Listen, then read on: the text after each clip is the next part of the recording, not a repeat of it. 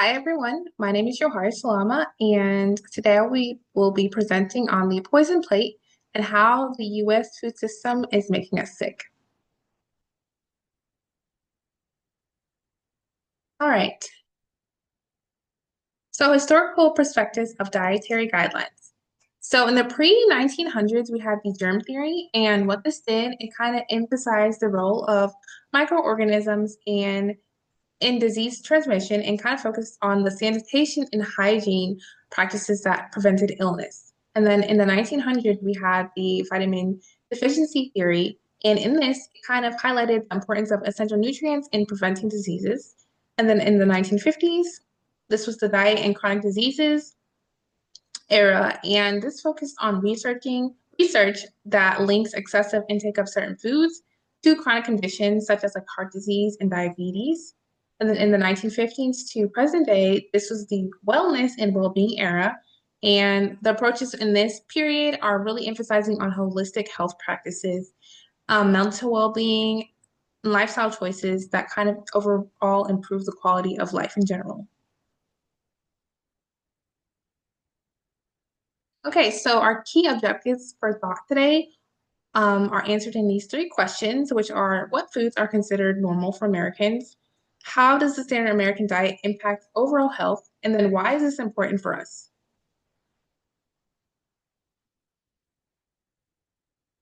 Again, this is another timeline that kind of shows the nutrition science of it all and how it comes together. So in the 1747, this was the first clinical trial in nutrition. And then we also had in 1921, the ketogenic diet was um, happened, and this was the era of the vitamin discovery, which we talked about the vitamin deficiency theory.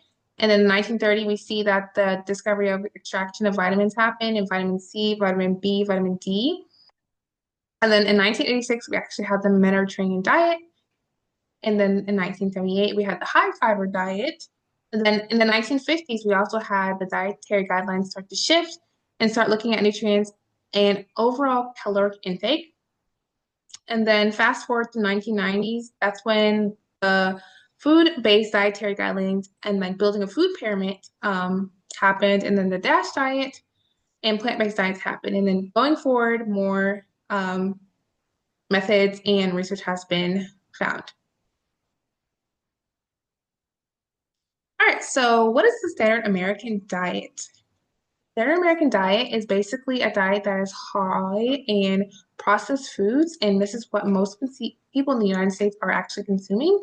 Um, People in the US have access to fast food like this. I mean, DoorDash from Uber Eats, um, anything really, anything and everything. You can drive like 5 minutes or 10 minutes or 3 minutes, and there's a fast food restaurant down the block, whether that's Wendy's, whether that's McDonald's, whether that's Chick-fil-A, pizza. There's all types of fast food, whether that's going to the gas station and getting chips.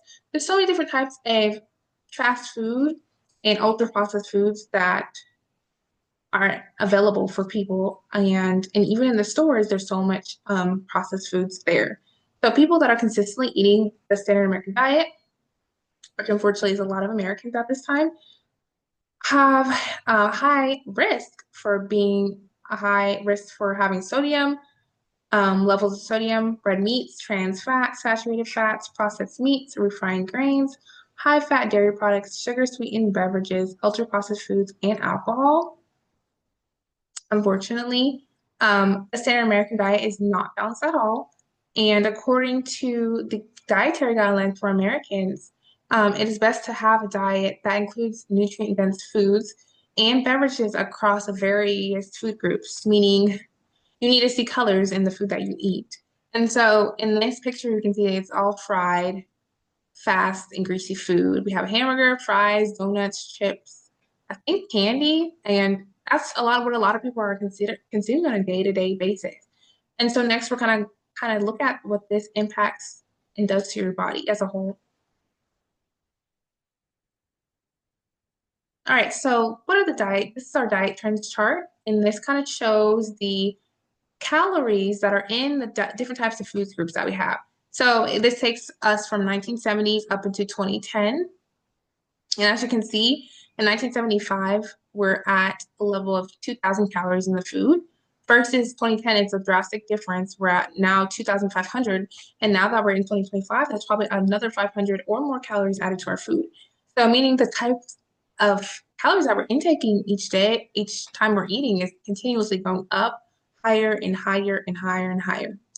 And this chart kind of breaks down the different types of foods, like the meats and eggs and nuts, the fruits, the flours and cereals, which is a lot of things that people are eating, the sugar and sweeteners that are added in foods, the dairy, the vegetables, the added fat, and our overall total.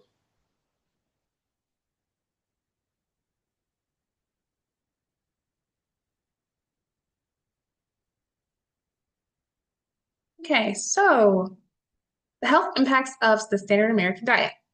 So, according to the CDC, obesity actually affects 50% of adults and 20% of children and adolescents in the United States. So that's a decent amount of people. And obesity occurs when the energy intake from food is significantly higher than the energy expenditure from physical activity. So you're eating more calories basically than your body can burn off. And as we saw in that chart, how the calories will just keep on going up and up and up. So people are eating more than they could actually burn and work out. And that causes you to gain weight and eventually leading to obesity. Additionally, with the standard American diet, the types of foods that you eat, whether it has dyes and additives, can also lead to cancer, to have diabetes, to have heart disease, strokes. Also, when you're eating improperly and not taking care of your body, you're also at risk to be more stressed out. And then when you're stressed, you typically want to use different things like tobacco and smoking to combat the stress. And so you're also putting more toxins in your body. And then having chronic lung disease, chronic kidney disease, arthritis, Alzheimer's disease, tooth decay because you're eating a bunch of candy or whatever you're eating that's not helping your teeth and your bones, and then maternal deaths. So all these things impact your health. And then some continued health impacts include consuming the standard American diet has a negative effect on the body, in addition to not adding to any essential nutrients to the body. And what does that mean? So, with our food, we have two different categories. We have our macronutrients and our micronutrients. And then our macronutrients are our carbs, our proteins, and our fats. And our micronutrients are our vitamins and our minerals. Okay. And so our carbohydrates are broken down into glucose, and it's the main source of energy for our body. And our proteins are broken down um, to help build and repair tissue. It allows your body to grow and protect against lean body mass and your muscle mass. So you really do need that. And then your fat allows you to store your energy. It cushions your organs that you have. Cushions your organ. Let me go back. Sorry. Yeah, cushions your organs and it helps store fat soluble vitamins.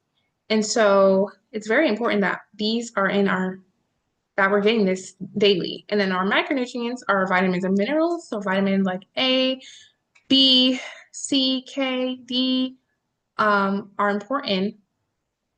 And our minerals are important, like magnesium, zinc, just for example, are really important because they also help your body to function. And so you're not getting your macronutrients and your micronutrients.